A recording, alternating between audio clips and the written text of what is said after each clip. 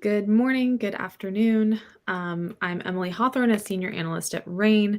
I'm here with my colleague Charlie, and we're going to be discussing today one of our favorite topics since we both focus on the Middle East and North Africa, primarily Egypt Israeli relations, really in light of an incident that happened just in the last couple of weeks. So, Charlie, why don't you kick us off and tell us sort of what happened recently? Why is this relationship sort of in focus?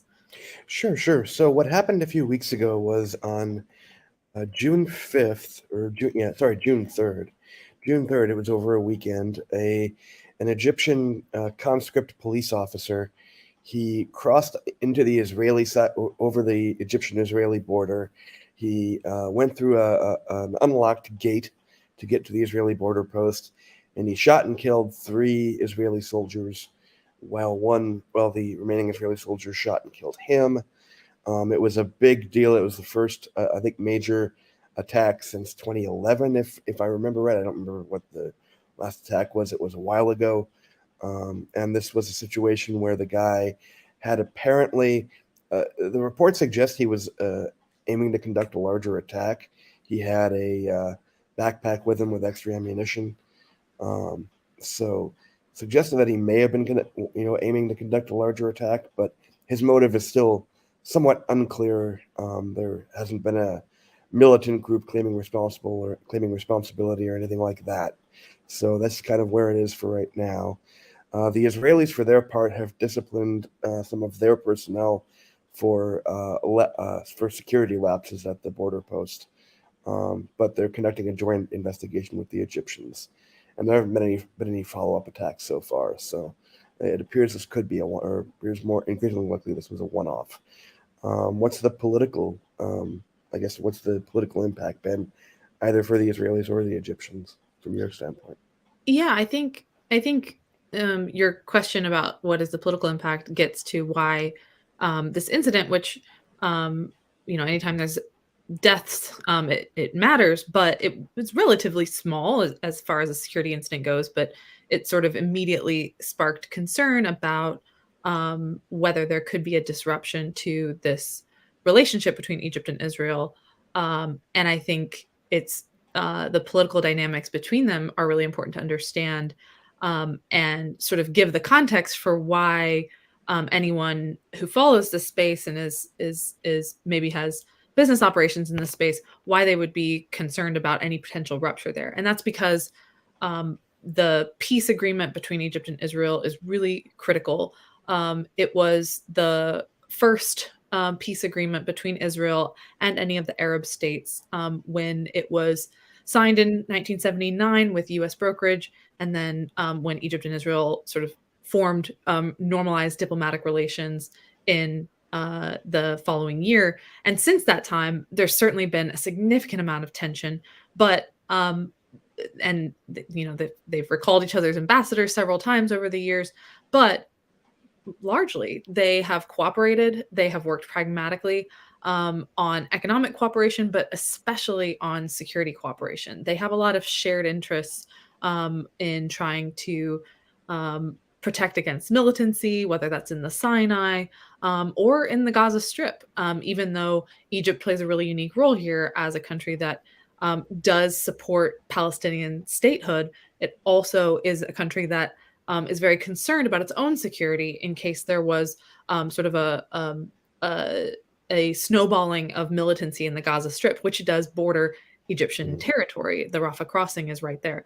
So I think the political impact has been not much of anything. And that's because both sides, Egypt and Israel, have the shared interest in making sure that security incidents like this don't disrupt the overall multilateral cooperation that they have between them. So, yeah, that's kind of a little bit about the political impact. One thing I will note here that is kind of a point of contention is that while the Egypt and Israel have a peace treaty and have good government-to-government relations, the people-to-people relations are still, not necessarily the best.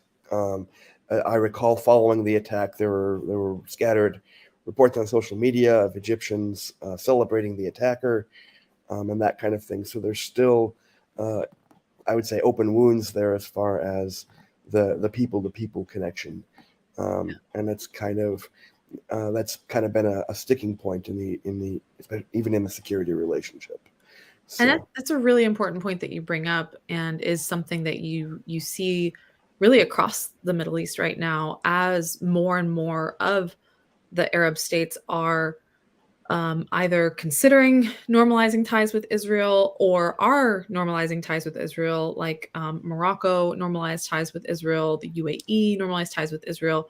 But when you look at popular opinion towards Israel, there still is that divide that you talk about between there's a difference between the government to government relations and sort of a pragmatic political, economic, and in many ways growing security cooperation between Israel and many of these Arab states.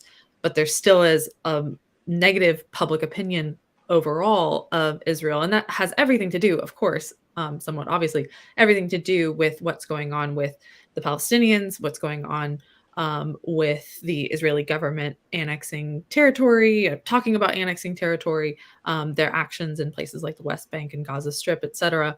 And since, uh, I mean, I think you could tell us more about this, but I don't think that our sort of forecast for what Israel is doing in the Palestinian territories, we don't see that getting more peaceful anytime soon, right? yep. So it's going to be the sticking point um, between populations like the population of Egypt and the government of Egypt moving forward. I mean, would you say that that's the case?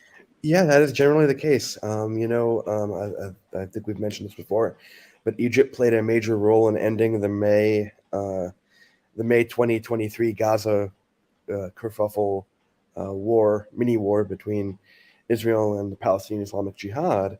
And while that conflict is over, and it's not likely that Gaza-based, or at least PIJ for its part, probably won't be able to launch another major conflict like that for a couple of months. Israel seems very intent on pressing forward in terms of building settlements in the West Bank, in terms of uh, you know, evicting Palestinians both from the West Bank and in some cases East Jerusalem, um, and doing these really controversial making these really controversial moves that are not going to endear them to either the Palestinian public or the Arab public in general. And it's going to continue to, foster an environment that favors grassroots violence at a minimum, um, whether that's a matter of Palestinian grassroots attacks on Israelis or Israeli settler attacks on Palestinians. All those pieces are still very much in play, even if Gaza may be quiet for the next couple of months. Right, definitely. And I think, one of the reasons too that we should mention, especially for anyone who's watching this that sort of knows this space or has business operations in this space, Egypt has a very strong incentive right now to keep a really friendly um, relationship with Israel, in large part because of their economic plans to be a natural gas hub in the Mediterranean. They really want to be this sort of hub for liquefying and exporting natural gas, using the terminals that they have built, invested a lot of money in renovating just in recent years. They can't really do that without several of the facets of their relationship with Israel being sort of in place, working well for Egypt. And by that I mean, um, first of all, a lot of the gas that Egypt is working with is coming from Israel and from pipelines, that go back and forth between Egypt and Israel, and that's been something that the Egyptian and the Israeli government have been working on for the last decade. And despite the negative popular opinion in Egypt overall of working closely with Israel, it makes sense from an economic perspective to work closely with Israel. And that's the same sort of motivation that you're seeing sort of underlying a lot of these normalization agreements across the region. And then the second component is security. If you don't have sort of baseline security and stability around any of the areas where Egypt is sort of, processing natural gas, exporting natural gas, um, uh, relying on pipeline transport through sort of remote areas that are in the Sinai or near the Sinai. Which I'm sure you could tell us more about how that Sure. is traditionally the area where there's been a lot Yep. of insecurity, that Egypt just cannot capitalize on any of these ambitions to be a natural gas hub. And it does need Israel to some extent, right, to ensure the stability of the Sinai. Oh, it certainly does. Israel provides vital intelligence to Egypt, drone overflights, intelligence surveillance and reconnaissance flights over Sinai that allows Egypt to interdict Islamic State backed militants, but also keep at least some kind of a lid on cross border smuggling into Gaza. Yep, Um, at least some to some extent. Um, definitely.